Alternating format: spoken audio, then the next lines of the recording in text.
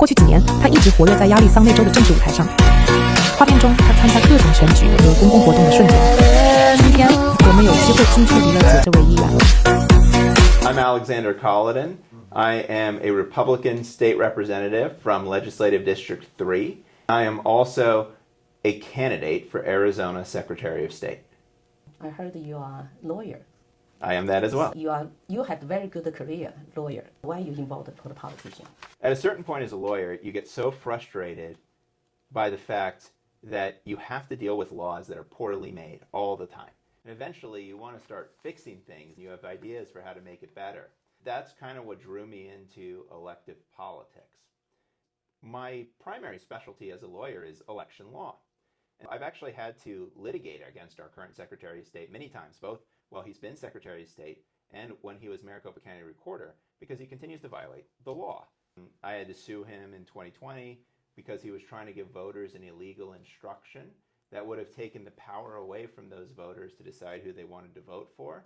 Instead, gave that power to his handpicked group of people who would then have gotten to decide who that voter intended to vote for. And I actually had to litigate that case up to the Arizona Supreme Court.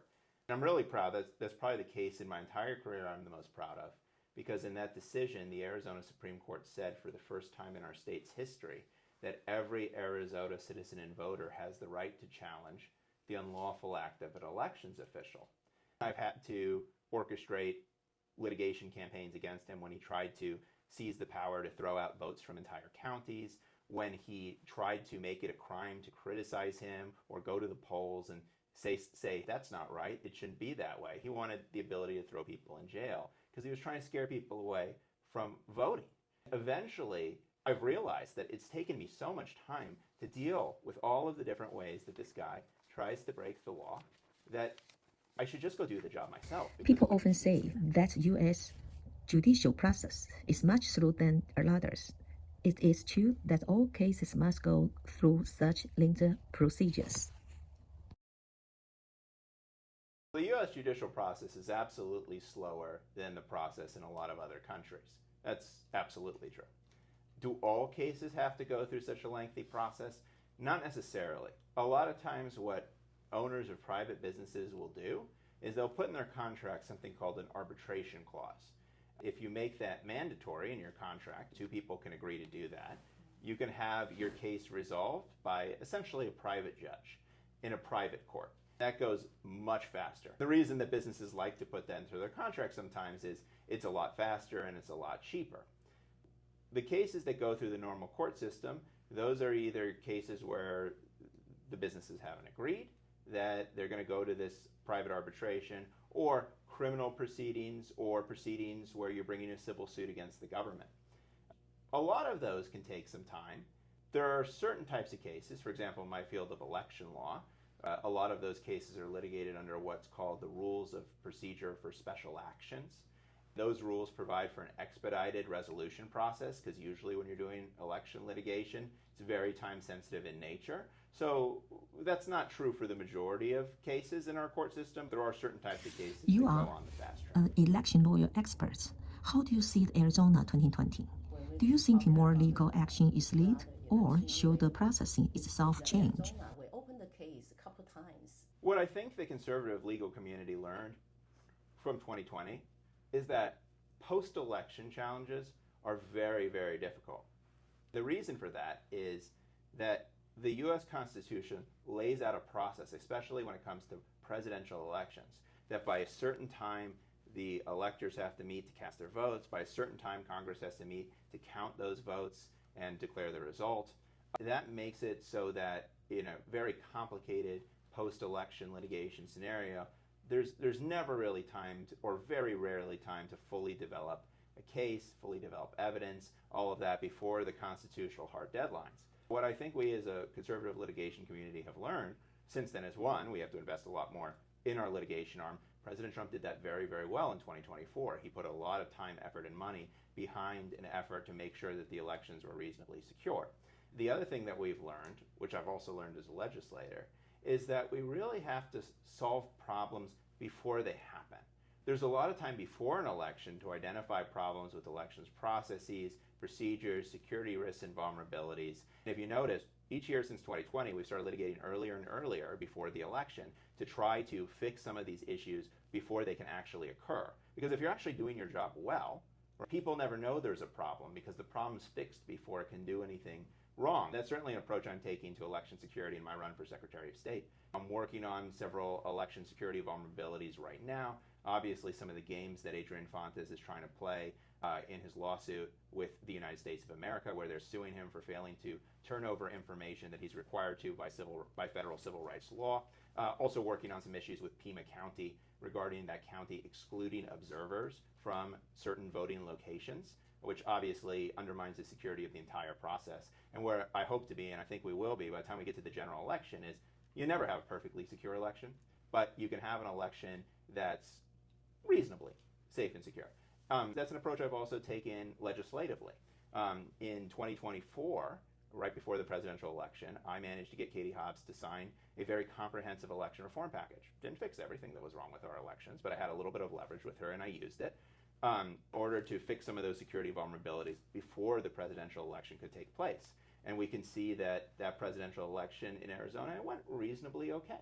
And that's because a lot of people did a lot of things like that to lay the groundwork for fixing these problems before they could crop up again. And election security, of course, it's a dynamic game. So you fix some holes, people try to open up other ones. I mean, it's a never-ending process, but as our framer said, the price of liberty is eternal vigilance. So a major corruption and the brief case involved a large amount of the money was exposed in Minnesota. So what do you think about why the people thinking why it's still slow? The judicial process? Yes. Judicial process in the United States is slow because the U.S. Constitution and our state constitutions, they put the highest priority on protecting the rights of the defendant. So our assumption in this country is that if you're accused of a crime, that you did not do it, right? That you are an innocent person. Mm-hmm. And that's part of the doctrine of innocent until proven guilty. So if the government wants to accuse you of a crime and come and try to take away your liberty, throw you in jail, then there should be a process set up that makes that very difficult to do. It's not a perfect process, right? And it is slow, but it can't be fast and still protect the rights of the defendant. Actually, the defendant in our system who's entitled to a speedy trial. So defendant can say, I want the process to be fast, and then it will be very fast. But usually defendants say, I don't want the process to be so fast. I want time to develop my evidence as to why the state can't prove that I committed this crime beyond a reasonable doubt. I want time to line up my witnesses. I want time to develop my legal arguments. I want time maybe to appeal some procedural issues. And that's how it works. Ultimately, I think our view is that if you throw 1,000 guilty people in jail, but you also throw one innocent person in jail, that's not a good system, right? The best system is one that maybe takes a little bit longer, but only the guilty go to jail. Now, our system isn't perfect. So each state by each state. Well, it is state by state, but the rights of a defendant are also mandated by the U.S. Constitution. So no state can really try to circumvent that process to speed things up too much. So with the development of the digitalization and the modern technical, which part of the legal or the legislative process could be potential be accelerated? So with the advent of technology, there is great opportunity to make what's called alternative dispute resolution even faster. So we talked a little bit earlier in this interview about arbitration. That's one form of what we call alternative dispute resolution.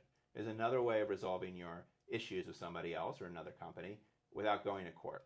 And one of my colleagues approached a few months ago about working on integrating AI into one particular component of alternative dispute resolution. Apparently, her cousin had a really bad experience in her family court arbitration, which is where a professional facilitator tries to help two parties to a lawsuit come to a mutually agreeable conclusion without having to finish a case. Well, she didn't think the mediator in that case was fair and unbiased and whatever. So she came to me and she said, Alex, could we use artificial intelligence to do these mediations? I said, if the parties want to, right? I mean, people are entitled to a human process. But if they want to, we could certainly set it up where they feed their information into this system and then they can get the opinion of the AI as to what fair terms for resolving their case might be. And she recently ran this bill almost maybe a month after she came to me to start working on this bill. The American Arbitration Association, which is one of those arbitrations that you can choose to go to resolve your disputes if the other side agrees, came out with what they called AI-assisted arbitration, or an AI-assisted arbitration process, where people can choose to have an AI arbitrator essentially decide cases, not just advise parties on how they might wish to resolve the case between themselves, but actually decide cases, again, if the parties agree. So there's great potential for the use of these systems to make litigation faster and cheaper for people who want to participate. At the same time, we have to be very careful that we never make this mandatory. Under the U.S. Constitution, you're entitled to a right to a jury trial in almost every type of case. And the courts have already chipped away at this quite a bit over the years, to the point where I think they've gone too far at going, oh, we can override your right to a jury trial. The U.S. Supreme Court actually recently said something very similar when they decided a case about the Securities and Exchange Commission, where they were trying to impose a civil penalty on a company without giving that company a jury trial, despite what the Seventh Amendment says. And they said, no, even in administrative proceeding, you have to give that jury trial. But as long as we can draw the line between parties voluntarily agreeing to use AI-assisted arbitration, mediation, whatever the case may be, and the right of the parties, if they don't agree to do that, in order to participate in human process, I think it's going to be a better system for all concerned. Now, AI doesn't have the same potential to speed up the legislative process, because the legislative process is slow by design. And we talked earlier, again, about how the criminal process and a lot of our judicial processes are slow by design. It's not a bug, it's a feature. Same thing with the legislative process. We have a concept called the separation of powers. And basically what that separation of powers is that we have three branches of government. Maybe in Arizona we have four. We don't need to get into that, but it's the whole thing. We have three branches of government: legislative, executive, and judicial. And the legislative branch of this state is divided between two chambers, a House and a Senate. Now, why is it set up like that? It seems like a very inefficient process for making the law. Well, it's set up like that because it's a very inefficient process for making the law. Just like our U.S. Constitution, state constitutions say, it should be hard for the state to convict you of a crime and take away your liberty and throw you in jail. Our state and federal constitutions also say it should be hard to make a law, because a law is a very dangerous thing. A law controls people's lives. A law can be the difference between life and death for somebody. It can be the difference between financial success and financial ruin for somebody. And so it's got to be a slow process. However, AI can be very helpful in making it a more thorough process. It's greatly sped up my legal research, some of my bill drafting as well. I famously am the first legislator, I think anywhere in the country or the world, that actually had a bill signed into law that was written in part with the help of AI. And not a full-time, not a part-time legislature like Arizona has, where our staff isn't necessarily equal to what the people expect from us in terms of the work that we do. It can greatly help fill in those gaps. And I just talked to the president of the Senate last night, and he informed me that the Senate has now actually made a deal with an AI company to have a proprietary model for their staff that they can train year after year after year, and the staff is using it to prepare bill summaries, and it's saving them a whole lot of time. So AI is very useful in the legislative process, but I don't think we want it to help us speed things up. I see. Interesting. The law always, for the normal people, always thinking very complicated to do, because the law, you can make some people life, make some people die. So that's important. I knew you are going to run in Secretary of the State. So I will be on the ballot to become your next Secretary of State. The Secretary of State in Arizona is the state's chief elections officer. And when it comes to Arizona, is one of the most important states in the entire country.